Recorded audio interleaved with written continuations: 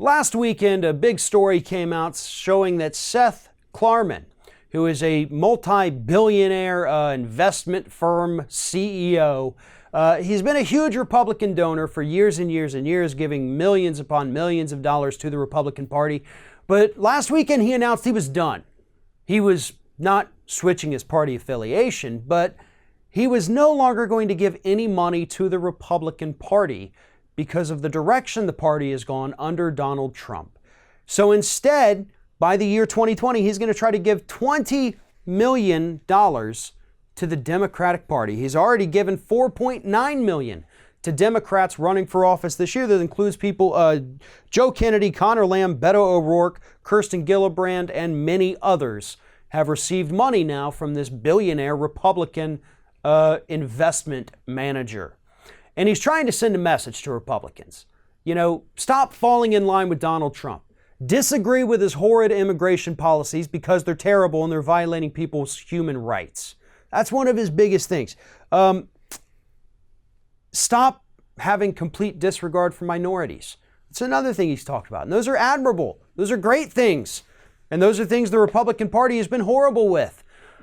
But I don't particularly want this man's blood money. I don't want his billionaire banker money further moving the Democratic Party to the right, and neither should you. If Klarman wants to make a stand, if he wants to do something that's going to matter, how about start funding some of these groups that want to get money out of politics? How about you just close up your checkbook, go retire and just do something else and stop funding politicians? Because regardless of where you're coming from, money corrupts. If you're writing checks for a couple $100,000, giving them to well-placed Democrats all throughout the country, they're going to end up returning the favor. We've seen that too many times.